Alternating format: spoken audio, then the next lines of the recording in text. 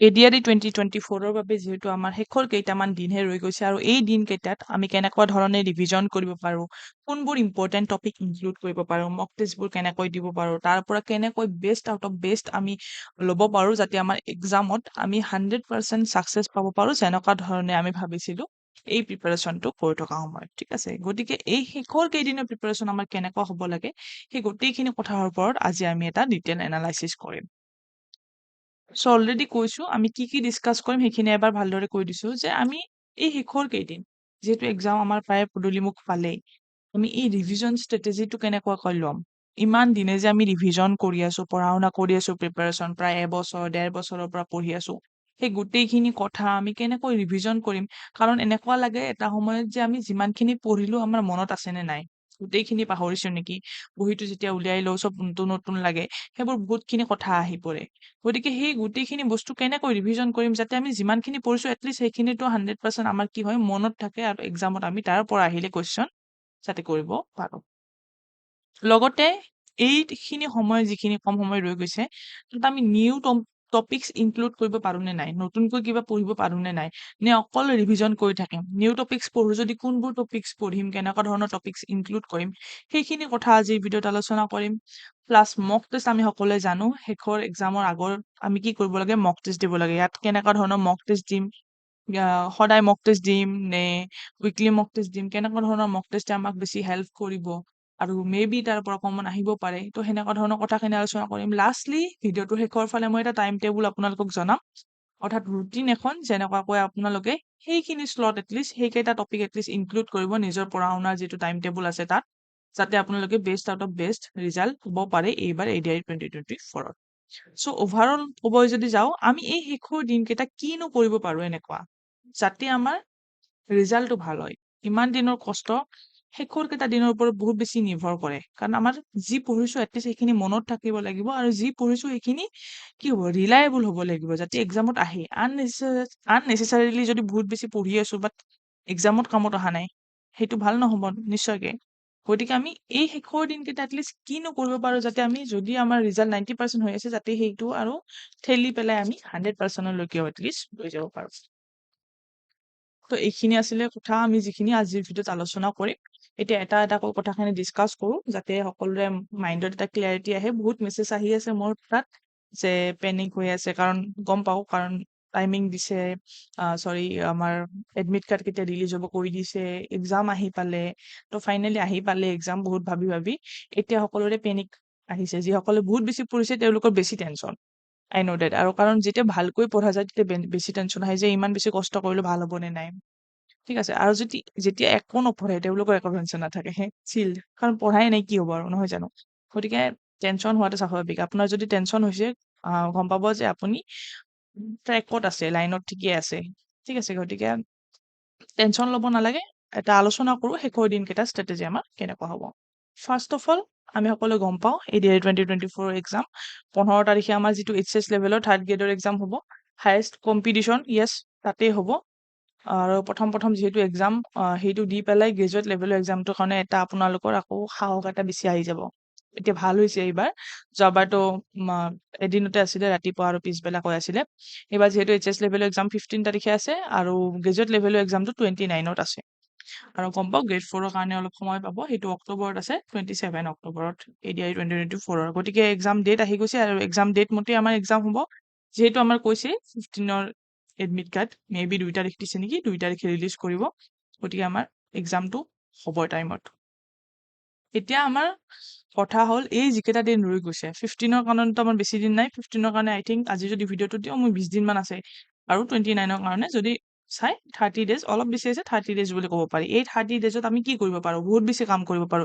এটা দিন নহয়, এটা ঘণ্টাও আমাৰ কাৰণে বহুত বেছি ইম্পৰ্টেণ্ট হ'ব পাৰে যদি সেই আৱাৰটোত আমি কিবা এটা এনেকুৱা টপিক পঢ়িলো যিটো টপিক আমাৰ এক্সামত আহি গ'ল, হয়নে। আমিতো ক'ব নোৱাৰো কোনবোৰ টপিক আহে, ষ্টিল আমি বাছি উলিয়াব পাৰো যে এইটো আহিব পাৰে। পঢ়িলো কি ঠিক তাৰ পৰা এটা কুৱেশ্যন আহি গ'ল, এটা মাৰ্কে আপোনালোকক কিমান ওপৰত উঠাই আনিব পাৰে, হয়নে। কম্পিটিশ্যন লাখত হ'ব, তাৰে পৰা হাজাৰ কি উলিয়াব। গতিকে তাৰে ভিতৰত এটা মাৰ্কেৰে বহুত হাজাৰ হাজাৰ কেণ্ডিডেট থাকিব। এটা যদি কুৱেশ্যন আপুনি বেছিকৈ কৰে সেই কুৱেশ্যনটোৱে আপোনালোকক ৰেংকত বহুত ওপৰত উঠাই আনিব। আৰু মেইন কথা মনত ৰাখিব, কম্পিউটাৰ টেষ্টটোতো এটা পিছৰ কথা, মেইন খেলেই হৈছে ৰিটেন টেষ্টৰ ওপৰত। ৰিটেন টেষ্টৰ ওপৰত আমি এনেকুৱা ধৰণৰ মাৰ্ক এটা স্ক'ৰ কৰিব লাগিব যাতে কম্পিউটাৰ টেষ্টে আমাক কি কৰিব নোৱাৰে, হিলাব নোৱাৰে। ঠিক আছে? ৰিটেন টেষ্টৰ ওপৰত নিজৰ 100% দিব। অকল কাট অফ ক্লিয়াৰ কৰিলেই নহ'ব। কাট অফ ক্লিয়াৰ কৰিলে কি হ'ব?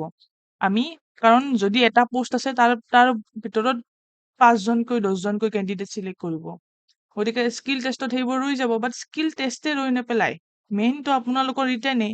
ৰিটেনত যদি আপুনি অলৰেডি মাৰ্কছ এনেকুৱাকৈ বেছি স্ক'ৰ কৰি থৈছে, 25-30 মাৰ্কছ যদি বেছি স্ক'ৰ কৰি থৈছে, তেতিয়া স্কিল টেষ্টত আপুনি 10 মাৰ্ক বেছি পালেও কি হ'ব? এওঁক লৰাব নোৱাৰে, যিজনে অলৰেডি ৰিটেনত বেছি মাৰ্কছ স্ক'ৰ কৰিছে। গতিকে মেইন ফ'কাছ আমাৰ ৰিটেনত হ'ব, আৰু এই ৰিটেনটোত আমি এনেকুৱা ট্ৰাই কৰিম যাতে আমি আমাৰ নিজৰ বেষ্ট দিব পাৰোঁ।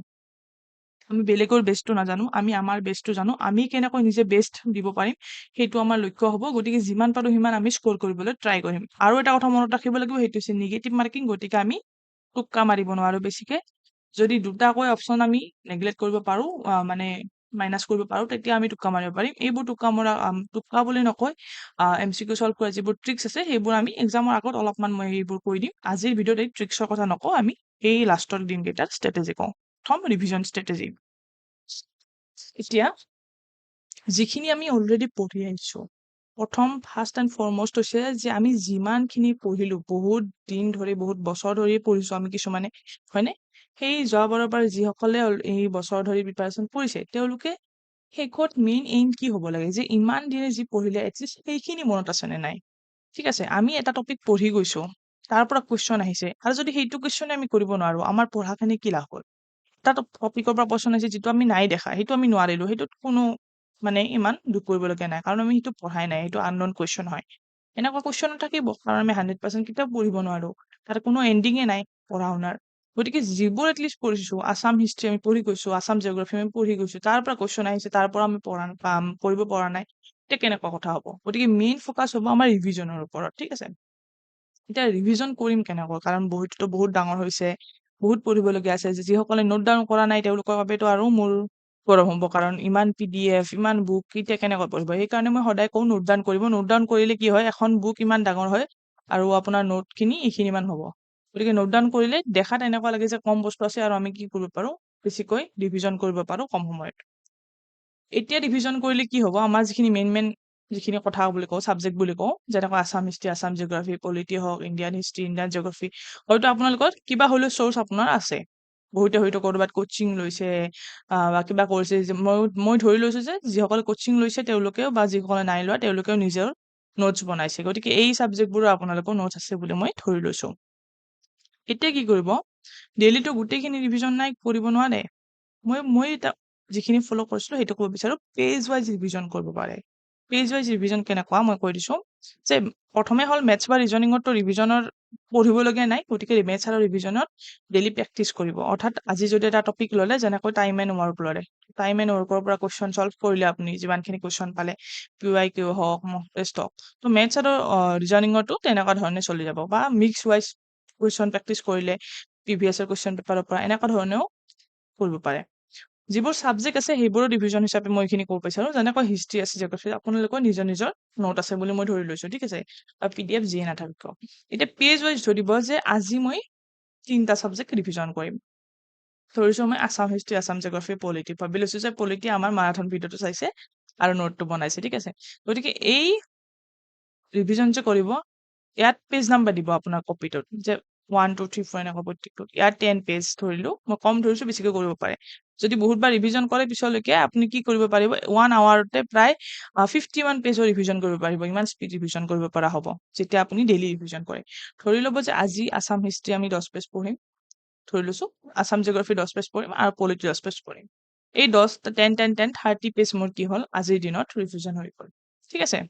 নেক্সট দিনাখন মই ধৰিলোঁ যে মই কি কৰিলোঁ, Indian history, Indian geography revision কৰিলোঁ, ইয়াত 20 পেজকৈ, ঠিক আছে? গতিকে ইয়াত সেইটো থাকিল, এই 40 পেজ হ'ল। তাৰ নেক্সট দিনাখন মই কৰিলোঁ যে আছাম হিষ্ট্ৰী, আছাম জিঅ'গ্ৰাফী আৰু ইণ্ডিয়ান হিষ্ট্ৰী, এই 3টা পঢ়িম। ইয়াত কি হ'ব, এই 10টা পেজ ইনক্লুড থাকিব, প্লাছ আমি ইনক্লুড কৰিলোঁ আৰু 10টা পেজ। অৰ্থাৎ নেক্সট দিনাখন যদি মই আছাম হিষ্ট্ৰী ৰিভিজন দিওঁ, তেতিয়া তাৰ পৰা মই কেইটা পেজ পঢ়িম, 20টা পেজ পঢ়িম। নেক্সট দিনাখন যদি মই আছাম জিঅ'গ্ৰাফী ৰিভিজন দিওঁ, তেতিয়া আকৌ 10টা পেজ থাকিবই। কিন্তু সময় মোৰ কম সময়ত হ'ব, আৰু নতুন 10টা পেজ আহিল। ত' এতিয়া মই তাৰ পৰা কিমানটা দিব লাগে ৰিভিজন, 20টা। ঠিক আছে, পলিটি আকৌ 10টা ইনক্লুড কৰিলো, তো তাৰ পৰা 20টা, অৰ্থাৎ মই কিমানটা দিব লাগিল 60টা, হয়নে? প্ৰথম দিনা মই 30টা ৰিভিজন দিছিলো, নেক্সট দিনা মই 60টা পেজ ৰিভিজন দিব লাগিল। আৰু নাভাবিব যে প্ৰথম দিনা যদি 1 ঘণ্টাত ৰিভিজন হৈছিল, ছেকেণ্ড দিনাখন মোৰ 2 ঘণ্টা লাগিব, নালাগে। প্ৰথম দিনাখন 30 পেজ ৰিভিজন দিওঁতে আপোনাৰ যদি 1 ঘণ্টা লাগিছিলে, নেক্সট যদি সেই 30 পেজ আকৌ ৰিভিজন দিয়ে, আপোনাৰ হয়তো হাফ এন আৱাৰ লাগিব। ঠিক আছে, 0.30 আৱাৰ লাগিব। তো 2.5 আৱাৰ যদি হয়, 2.5 ঘণ্টাত আপোনাৰ কি হৈ যাব, ৰিভিজন হৈ যাব। ঠিক আছে, 30 মিনিট লাগিব। 30 মিনিট লাগিলে 2.5 আৱাৰ, তো 2.5 ঘণ্টাত আপোনাৰ সেইখিনি ৰিভিজন হৈ গ'ল। নেক্সট দিনাখন যদি আকৌ সেই 10 পেজ, প্ৰথম দিনাখনৰ 10 পেজ ৰিভিজন দিয়ে, সেই 10 পেজ ৰিভিজন দিয়াৰ কাৰণে আপোনাৰ 15 মিনিট লাগিব মাত্ৰ। তো আপোনাৰ আকৌ 15 মিনিট বাঢ়ি গ'ল, যদি কি হ'ল তেনেকুৱা ধৰণে 2.5 আছিলে, এতিয়া 2.45 আৱাৰত আপোনাৰ হৈ গ'ল, 2 ঘণ্টা 45 মিনিটত। পিছত আকৌ কি হ'ব, 2 ঘণ্টা 45 মিনিট নহয়, আকৌ কম হ'ব, কাৰণ নেক্সট দিনাখন যিখিনি ৰিভিজন দিছিলে এই 20 পেজ, তাৰ কাৰণে যদি 1 ঘণ্টা লাগিছিলে, সেইখিনিও আকৌ কম লগা হ'ব। কাৰণ যিমানে বেছি ৰিভিজন দিওঁ, আমাৰ কি হয়, কম সময়ত ৰিভিজন হৈ যায়। মনত হৈছেনে মই যে ক'লো, প্ৰথম 10 পেজ ৰিভিজন দিলে, নেক্সট দিনাখনৰ পিছৰ 10 পেজটো ৰিভিজন দিবই, প্লাছ এই আগদিনাখনৰ যি 10 পেজ আছিল সেইটো ইনক্লুড কৰিব। তো গোটেই মিলি আমি কিমানটা পেজ ৰিভিজন দিম, 20টা পেজ। তাৰ নেক্সট দিনাখন আমি যেতিয়া ৰিভিজন দিম, এই আগৰ 20টা পেজটো ৰিভিজন দিমেই, প্লাছ নতুন 10টা পেজ ইনক্লুড কৰিম। যদি কোনোবাই 10টা টান পায়, 5টা পেজ ইনক্লুড কৰিব। তো টোটেল আমি তাৰ নেক্সট দিনাখন কেইটা কৰিলো, 30টা পেজ ৰিভিজন দিলো। এনেকৈ আমি ৰিভিজন দিব লাগিব। আৰু যিহেতু শেষৰ সময়খিনিত আমি যিমান পাৰো সিমান আমাৰ নিজক ডিভোট কৰিব লাগিব, নিজৰ 100% দিব লাগিব। গতিকে আমি অলপটো সময় বেছিকৈ পঢ়িবই লাগিব। তো ৰিভিজন এইটো টেকনিক ইনক্লুড কৰিব পেজ ৱাইজ। মনত থাকিলে আগদিনাখন যি ৰিভিজন দিছে সেইখিনি ইনক্লুড কৰি প্ৰথমে পঢ়ি, তাৰপিছতহে নতুনখিনি আকৌ ৰিভিজন দিব। এনেকুৱা নহয় যে আজি মই 10টা পেজ পঢ়িলো, তাৰ পিছৰ দিনাখন 11ৰ পৰা 20 নম্বৰ পেজক লগি এই 10টা পেজ পঢ়িম, তেনেকুৱা নহয়। নেক্সট দিনাখন আমি কি কৰিম, আগৰ কেইটা পঢ়িম, তাৰ নেক্সট নতুন কেইটা পঢ়িম, তেনেকুৱা ধৰণে এড কৰি যাব। আৰু তেনেকুৱা ৰিভিজন দিলে প্লাছ তুমি এক্সামত একো নাপায়, গতিকে মুখৰ আগত থাকিব। যেতিয়া শেষৰ দিনাখন আহিব নহয়, যেতিয়া 30 নম্বৰ ডেজটো আহিব, আপুনি ৰিভিজন দিব, সেই গোটেইখিনি বস্তু আপোনাৰ গোটেই আছাম হিষ্ট্ৰী আপোনাৰ কি হ'ব, আপুনি 1.5 ধৰক বা 2 আৱাৰত গোটেইখিনি ৰিভিজন দিব পাৰিব। ইমান বেছি আপোনাৰ ফ্ল' এটা আহি যাব, ইমান বেছি স্পীড এটা আহি যাব। ঠিক আছে, তো এনেকুৱা ধৰণে আমি ৰিভিজনটো দিম। বহুতে সুধিছিলে ৰিভিজনটোৰ টেকনিক কেনেকুৱা হ'ব লাগে। এনেকুৱা ধৰণৰ টেকনিক হ'লে আপোনাৰ ৰিভিজনটো কেতিয়াও ফেইল নহয়, আৰু ৰিভিজনৰ গোটেইখিনি বস্তুখিনি আপুনি ৰিকল কৰিব পাৰিব এক্সামৰ সময়ত। ঠিক আছে, চ' নেক্সট আহিলো ৰিভিজনৰ লগতে আমি সকলোৱে গম পাওঁ আমি মক টেষ্ট দিব লাগে এক্সামৰ সময়ত, এক্সামৰ আগে আগে। যেতিয়া আমি গম পাওঁ যে এক্সামৰ কেনেকুৱা ধৰণৰ আমাৰ সেই হয়, প্ৰথম কথা যদি মই ক'ব বিচাৰো, daily mock test is very good. বিভিন্ন ধৰণৰ ক্ষেত্ৰত কি হয়, ডেইলি মক টেষ্ট দিলে এটা নিজৰ ট্ৰেক কৰিব পাৰি। কাৰণ যেতিয়া অকল পঢ়ি থকা যায়, তেতিয়া এটা আইডিয়া নাহে যে একচুৱেলি আমি যি পঢ়ি আছো সেইখিনি এক্সামত আহে নে নাই, হয় নে নহয়, বা সেইখিনি আমি পাৰি আছো নে নাই, তাৰ পৰা কেনেকুৱা ধৰণৰ কুৱেশ্যন আহিব পাৰে। তো এনেকুৱা ধৰণৰ যিখিনি কনফিউজন আহে, সেইবোৰ কনফিউজন দূৰ হয় ডেইলি মক টেষ্টৰ পৰা। প্লাছ মক টেষ্টৰ পৰা এইটো আমি গম পাব পাৰো যে আমাৰ কোনবোৰ টপিক একচুৱেলি পঢ়া হোৱা নাই, বা কেনেকুৱা ধৰণৰ আৰু কুৱেশ্যন আহিব পাৰে যিখিনি মোৰ প্ৰিপাৰেশ্যনত অলৰেডি এতিয়া নাই হোৱা কমপ্লিট। গতিকে ডেইলি মক টেষ্ট দিলে আমি কেনেকুৱা ধৰণৰ মক টেষ্টটো ইউজ কৰিব পাৰো 100% যাতে ৰিজাল্ট পাব পাৰো মক টেষ্টৰ পৰা, সেইটো হৈছে যদি মক টেষ্ট এটা দিলো, যিকোনো চ'ৰ্চৰ পৰা দিলে, ধৰক মই ধৰিলো ধৰক প্ৰিভিয়াছ কুৱেশ্যনৰ পৰা দিলে, বা আমাৰ চেনেলৰ যিটো মক টেষ্ট চলি আছে তাৰ পৰা দিলে, তাত আমি কুৱেশ্যন পালোঁ। মই বিশেষকৈ সেই কৰোঁ যে মই 20টা মিনিমাম কুৱেশ্যন দিওঁ, কাৰণ মোৰ বোধেৰে কি হয়, যেতিয়া 150 কুৱেশ্যন হয় ন, 150 কুৱেশ্যন দি সেইখন এনালাইচিছ কৰি তাৰ পৰা আপুনি টপিক বিচাৰি ওলোৱাটো বহুত টান হয়। কাৰণ আমাৰ ব্ৰেইনটো কি হয়, এইখিনি সময়ত আমি অকল মক টেষ্ট নাই দি থকা, আপোনালোকে নিজে পঢ়িও আছে, নতুন টপিকো পঢ়ি আছে, ৰিভিজনো দি আছে। তাৰ সেইখিনি সময়তো যদি 150টা কুৱেশ্যন আপোনালোকে এটেম্প কৰে, তাৰ ভিতৰত বহুতখিনি নজনা আহিব, তেতিয়া ব্ৰেইনটো বহুত ঢুকি নাপাব। আৰু সেইখিনি জানো কোনোবাই 150 কুৱেশ্যন দি গোটেইকেইটা 150 কুৱেশ্যন এনালাইচিছ কৰিছে, গোটেইকেইটা 150 কুৱেশ্যনৰ যেইটা নাই পৰা গোটেইখিনি টপিকৰ নোটছ বনাইছে, তাৰপিছত ৰিভিজন দিছে, তেনেকুৱা হ'ব নোৱাৰে। কাৰণ মই নিজে জবত পাছ কৰি আহিছো, তো এটা এটলিষ্ট জানো যে আমাৰ কিমানখিনি কেপাচিটি আছে পঢ়া শুনা কৰাৰ, যিখিনি লিমিটেড সময় আছে। গতিকে সেইখিনি সময়ত মই মানে পাৰ্চনেলি কৈছো, আৰু কোনোবাৰ হয়তো পাৰিব পাৰে 150 কুৱেশ্যন এনালাইচিছ কৰি নতুন গোটেই টপিক পঢ়িব পাৰে। মই পাৰ্চনেলি কৈছো যে এটলিষ্ট ডেইলি 20টা মানে কি, 5 দিনত কেইটা হৈ গ'ল, 100টা কুৱেশ্যনটো 5 দিনতে হৈ গ'ল, নহয় জানো? তো ডেইলি 20টাকৈ যদি আমি মূৰটো খটুৱাও, যে 20টাৰনো মই কেইটা পাৰিলো, 15টা মই পাৰিলো, সেই 5টা মই কিয় নোৱাৰিলো, সেই 5টাতনো কি আছে, সেই 5টাখিনি এনালাইচিছ কৰিলো যে সেই 5টা টপিকবোৰ কি, সেই 5টা বিচাৰি উলিয়ালো যে এটা টপিকটো মোৰ পেৰিছ অলিম্পিকৰ পৰা আহিছিলে। তো মই ভাবিলো যে পেৰিছ অলিম্পিকটো মোৰ পঢ়া নাই হোৱা ভালকৈ, তো মই আননন টপিক পালো, যে মই পঢ়া নপঢ়াৰ ভিতৰত এটা টপিক হৈছে পেৰিছ অলিম্পিক। গতিকে সেই আননন টপিকটো এতিয়া মই কি কৰিম, চাৰ্চ কৰিম ইউটিউবত হওক গুগলত হওক বা যদি এনচাৰটো পাই গৈছে সেইখিনি বা তাৰ পৰা যদি বহুতটা কুৱেশ্যন দিয়া আছিলে সেই কুৱেশ্যন কেইটা মই নোট ডাউন কৰি ল'ম তাৰ পৰা মই সেই কুৱেশ্যন কেইটা কি কৰিম ৰিভিজন কৰিম ডেইলি গতিকে চ'ৰ্চ বিভিন্ন ধৰণৰ হ'ব পাৰে মক টেষ্টৰ পৰা কেনেকৈ আমি ছাকচেছ পাব পাৰোঁ বা কেনেকুৱা ধৰণে তাৰ পৰা এক্সট্ৰাক্ট কৰিব পাৰোঁ বেষ্ট আউট অফ বেষ্ট সেইটো আমাৰ নিজৰ ওপৰত মক টেষ্ট মানে এইটো নহয় যে কুৱেশ্যন কেইটা অকল দিলোঁ ক্লিক কৰিলোঁ এটা শুদ্ধ হ'ল এটা ভুল হ'ল এইফালে আমি কি কৰোঁ টোক্কাও মাৰি আছোঁ তেনেকুৱা ধৰণে একো লাভ নহ'ব মক টেষ্টটোক ইউজ কৰিব শিকক ঠিক আছে মই এটা ডিটেইল ভিডিঅ' বনাম মক টেষ্টটো কেনেকৈ আমি ইউজ কৰিব পাৰোঁ আমাৰ বেষ্ট আউট অফ বেষ্টৰ কাৰণে ঠিক আছে গতিকে এইখিনি মই এটা আইডিয়া আপোনালোকে দি দিলোঁ কেনেকুৱা ধৰণে মক টেষ্টটো ইউজ কৰিব পাৰি চ' চ'ৰ্চ বিভিন্ন ধৰণৰ হ'ব পাৰে মই আমাৰ চেনেলটোৰ চ'ৰ্চৰ বিষয়ে অলপমান কৈ দিব বিচাৰিছোঁ যে আমি অলৰেডি চলাই আছোঁ মক টেষ্টটো ইয়াত বিভিন্ন ধৰণৰ ডেইলি মক টেষ্ট মই যেনেকৈ ক'লোঁ ডেইলি 20টা কুৱেশ্যন লিষ্ট দিবলৈ ট্ৰাই কৰোঁ য'ত মই এক্সপেক্টেড কুৱেশ্যনখিনি দিবলৈ ট্ৰাই কৰোঁ যিখিনি কুৱেশ্যন আমাৰ অহাৰ চান্স আছে আৰু কিছুমান কুৱেশ্যন এনেকুৱা দেখিলে লাগে ন যে এইবোৰ কুৱেশ্যন আহিব পাৰে ইম্পৰ্টেণ্ট হয় যেনেকুৱা কিছুমান কুৱেশ্যন আমাৰ কি হয় কাৰেণ্ট এফেয়াৰ্ছত চলি থাকে কিছুমান ধৰক ইংলিছৰ হওক বা তেনেকুৱা হিষ্ট্ৰী জিঅ'গ্ৰাফীৰ হওক যিহেতু আমি এক্সামটো ক্লিয়াৰ কৰি আহিছোঁ অলপমান আইডিয়া থাকে যে কেনেকুৱা ধৰণৰ কুৱেশ্যন আমাৰ এক্সামত আহি গৈছে বা আহিব পাৰে গতিকে এনেইতো বাৰু প্ৰেডিক্ট কৰা বহুত টান কুৱেশ্যন বিভিন্ন ধৰণৰ কুৱেশ্যন আহিব পাৰে ষ্টিল তাৰ মাজতো কিছুমান ইম্পৰ্টেণ্ট আনইম্পৰ্টেণ্ট থাকে আননেচেচাৰী কুৱেশ্যন চল্ভ কৰি লাভ নাই গতিকে নেচেচাৰী কিছুমান কুৱেশ্যন ইনক্লুড কৰি পেলাই ডেইলি মই দিবলৈ ট্ৰাই কৰোঁ কাৰেণ্ট এফেয়াৰ্ছ হওক বিভিন্ন ধৰণৰ টপিক ইনক্লুড থাকে ছাবজেক্ট হওক এই টেষ্টবোৰ আপোনাৰ গুগল ফৰ্মত হয় গুগল ফৰ্মত আপুনি এই টেষ্টটো দিব পাৰে তাৰপিছত মই পিডিএফটো শ্বেয়াৰ কৰোঁ যাতে কি হয় যিসকলে নোট ডাউনো নকৰে তেওঁলোকে সেই পিডিএফৰ পৰা অতি সহজে ৰিভিজন কৰিব পাৰে পিডিএফৰ লগতে মই যদি কওঁ যদি মেথছৰ কিবা মক টেষ্ট হয় মই তাত ডিটেইল চলিউশ্যন দি দিওঁ এনেকুৱাকৈ নিজে চল্ভ কৰি পেলাই ঠিক আছে যাতে আপোনালোকে কি হয় নিজে যিটো কৰিব পৰা নাই ইয়াৰ পৰা চাই আপোনালোকে সেই টেষ্টটো চল্ভ কৰিব পাৰে আৰু যিবোৰ বেছি ইম্পৰ্টেণ্ট হয় তাত এনেকুৱাকৈ মষ্ট ইম্পৰ্টেণ্টো লিখি দিওঁ কেতিয়াবা তো এনেকুৱা ধৰণে মক টেষ্টবোৰ চলি আছে ডেইলি হয় মক টেষ্ট তাৰপিছত মেথছ আৰু ৰিজনিং হয় আমাৰ ছেটাৰডে চানডে প্লাছ বিভিন্ন ধৰণৰ পাৰ্চনেল গাইডেঞ্চ মই দিবলৈ চেষ্টা কৰোঁ অলৰেডি মই অকল টেষ্ট বুলিয়েই নহয় যিসকলে মোক টেক্সট কৰিছে তেওঁলোকে গম পায় যে মই যিমান পেইড হওক আনপেইড হওক মই সকলোকে নিজৰ ফালৰ পৰা যদি কিবা হেল্প কৰিব পাৰোঁ এইটো বিচাৰোঁ মই আৰু ৰিপ্লাই দিবলৈ চেষ্টা কৰোঁ যিমান পাৰোঁ সিমান এইটো আমাৰ যিটো পাব্লিক গ্ৰুপ হয় চায়েন্স স্মাৰ্ট একাডেমি বুলি তাত সকলোৱে জইন হ'ব পাৰে তাৰ লিংক মই ডিছক্ৰিপশ্যনত দি দিম প্লাছ এইটো আমাৰ পেইড গ্ৰুপ হয় যিটো লক্ষ্য এডিআৰ 2.0 বুলি কোৱা হয় পাৰ ডে যদি কয় এদিনত 2 ৰুপিজকে পৰিব চাগে টোটেল এইটো স্কেন কৰিলে 99 ৰুপিজ আহিব সেইটো পে' কৰাৰ পিছত আপুনি এইটো গ্ৰুপত জইন হ'ব পাৰে য'ত নেকি আপুনি নিজৰ স্ক্ৰীনশ্বটখন দিব পাৰে পে'মেণ্টৰ তেতিয়া আপোনাক এই গ্ৰুপটোত এড কৰি দিয়া হ'ব আৰু তাৰ নেক্সট এইটো হৈছে ডাউটৰ গ্ৰুপ য'ত আপোনালোকে নিজে মেছেজ কৰিব পাৰে লগৰবোৰৰ লগত বা মোক যিকোনো ধৰণৰ কুৱেশ্যনবোৰ সুধিব পাৰে য'ত আমি বিভিন্ন ধৰণৰ ডাউট টেষ্টৰে হওক বা টেষ্টৰ নহওক বিভিন্ন ধৰণৰ ডাউট আমি ডিছকাশ্যন কৰিব ট্ৰাই কৰোঁ ঠিক আছে চ' এইটো আছিলে আমাৰ টেষ্টৰ ওপৰত মই অলৰেডি কৈছোঁ আমাৰ টেষ্টত মই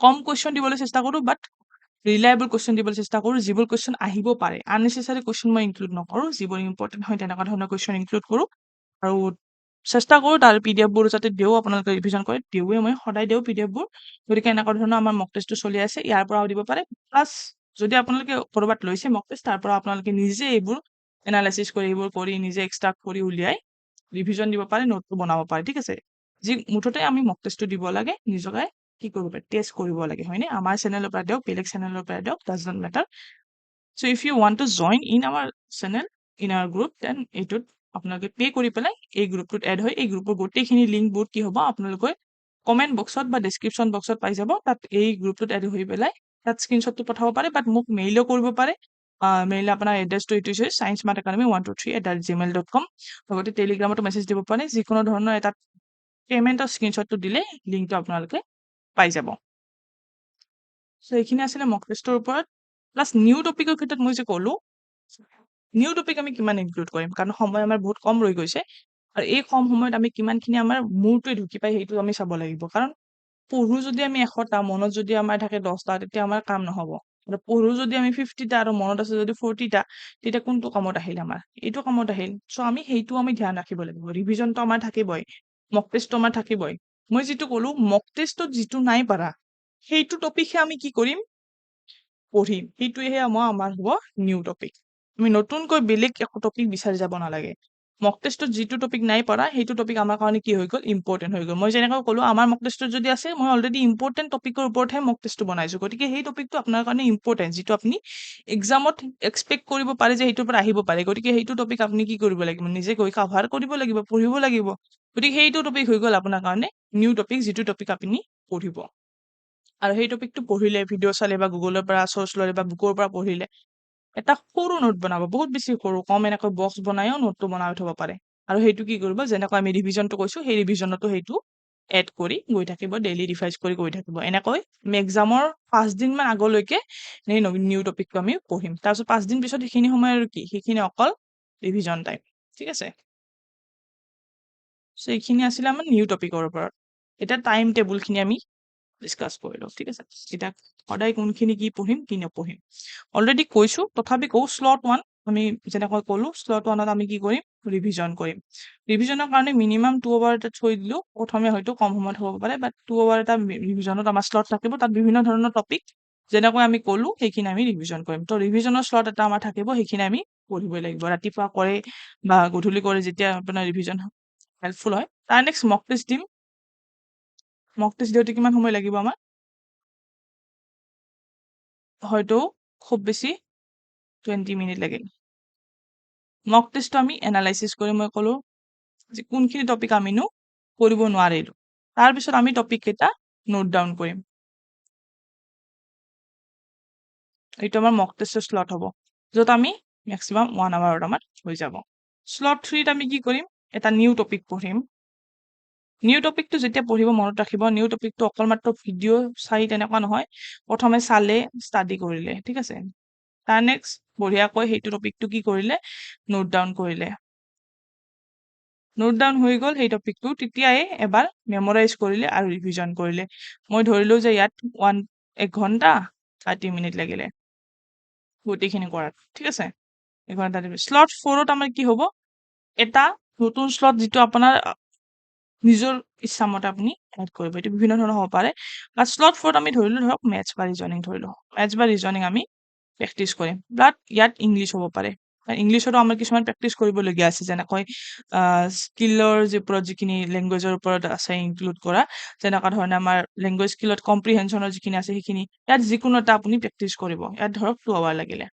বাছ এইটো আপোনাৰ নিজা ইচ্ছা ঠিক আছে own wish অৰ্থাৎ যিটোত আপুনি বেছি দুৰ্বল যে ভাবিছে মই জিঅ'গ্ৰাফিখিনি হিষ্ট্ৰীখিনি বা মেথছখিনি মোৰ বেছি সময় দিবলগীয়া আছে গতিকে এই স্লটটোত আপুনি 2 আৱাৰ ৰাখিব যে সেইটোক মই বেছি সময় দিম যাতে সেইটোত বেষ্ট কৰিব পাৰোঁ এইখিনি হৈছে মিনিমাম এইখিনি মই যিখিনি ক'লো মিনিমাম আপোনাৰ কাৰণে অৰ্থাৎ এইখিনি স্লটটো আপোনাৰ যিখিনি এই লাষ্ট ডেজ আছে সেই লাষ্ট ডেজত আপোনাৰ যিখিনি পঢ়া শুনা টাইম টেবুল আছে তাত থাকিবই লাগিব এইখিনি এটলিষ্ট বাদ দিব নোৱাৰে ঠিক আছে ৰিভিজন থাকিব লাগিব মক টেষ্ট থাকিবই লাগিব নিউ টপিক এটা থাকিবই লাগিব এইখিনি থাকিব লাগিব এইখিনি থাকিব লাগিব তাৰ পিছতো যদি আপুনি ৰৈ গৈছে কিবা যদি আপুনি নতুনকৈ ইনক্লুড কৰিব বিচাৰে তেতিয়া আপুনি পঢ়িব পাৰে সময় কিমান হ'ল 2 ঘন্টা 4 5 6 7 8 অলৰেডি 8 আৱাৰ হৈ গ'ল 8 আৱাৰ 30 মিনিট কোনোবাৰ বহুত বেছি লাগিছে নেকি 8 আৱাৰ 30 মিনিট কিছুমান এনেকুৱা আছে যিসকলে 12-14 ঘন্টা পঢ়ি আছে কাৰণ এনেকুৱাকৈ ভাবিব যে এইটো মোৰ লাষ্ট চান্স বুলি সদায় যিকোনো এক্সাম দিব লাগে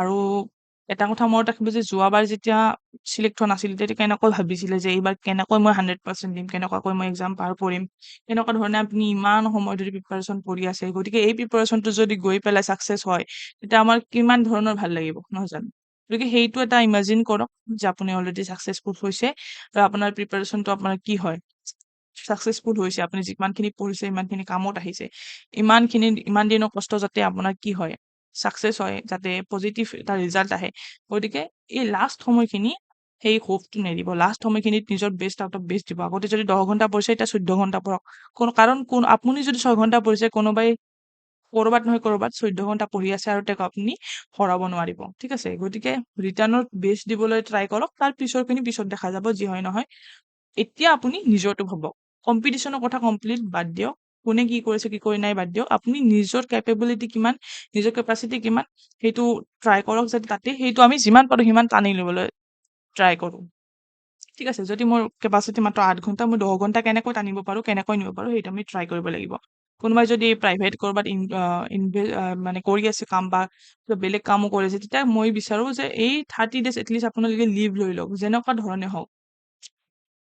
বাই hook and by crook leave লৈ লওক আৰু এই 30 days একেবাৰে ফুল প্ৰিপাৰেশ্যন দিয়ক। কাৰণ ৱৰ্কিং প্ৰফেশ্যনেল হওক বা বিভিন্ন ধৰণৰ ষ্টাডি ৰিলেটেডো হয়, যেনেকুৱা ধৰণে লিভটো লৈ লওক যদি পাৰে, যিমান ধৰণে চেষ্টা কৰি পেলাই, আৰু তেতিয়া 1000% দিবলৈ চেষ্টা কৰক। লাষ্ট কিছুমান দিনৰ সেই প্ৰিপাৰেশ্যনেও কি কৰিব পাৰে, আপোনাৰ যিটো ৰিজাল্ট আছে সেইটো বহুত চেঞ্জ কৰি দিব পাৰে। ঠিক আছে, আমি পজিটিভ চেঞ্চৰ কথা কৈছোঁ, গতিকে ৰিভিজন দিয়ক। ৰিভিজনে কি হয়, যিখিনি পঢ়িছে সেইখিনি মনত থাকিব লাগিব। বহুত বেছি পঢ়ি পেলাই একো মনত নাথাকিলে নহ'ব। যিখিনি পাৰে সেইখিনি পঢ়ক, সেইখিনি এটলিষ্ট যাতে মনত থাকে সেইটো মেক চিয়ৰ কৰক। নিজৰ 1000% দিয়ক, পজিটিভ হৈ থাকক, ৰিজাল্টটো আপোনালোকৰ পজিটিভে আহিব। চ' ডেটছ অল মই যিটো ক'ব বিচাৰিছিলোঁ। আৰু লাষ্টত এটা কৈ দিছোঁ যে মান লিয়াটো হাৰ হে, ঠান লিয়াটো জিত। যদি মানি লৈছে নোৱাৰে তেতিয়াতো হাৰিবই, যদি ঠান লৈছে যে মই জিকিমেই তেতিয়া জিকিবই। ঠিক আছে, চ' আই হোপ যিসকলে ভিডিঅ'টো চাই আছে, যিসকলে আমাৰ লগত জড়িত হৈ আছে, আমাৰ মক টেষ্ট দি আছে, যিসকলে কষ্ট কৰি আছে, তেওঁলোকে যাতে এটা ভাল ৰিজাল্ট পায় আৰু এইবাৰ যাতে জবটো পায় তাৰে আশা ৰাখিছোঁ। চ' আই হোপ এণ্ড প্ৰে যে আপোনালোকৰ বেষ্ট হওক ৰিজাল্টটো, আৰু প্ৰিপাৰেশ্যন যিমানখিনি কৰি আছে তাত এই লাষ্ট কেইটা দিনত যাতে বেষ্ট দিব পাৰে। So' that's all for today. Thank you everyone, keep working hard.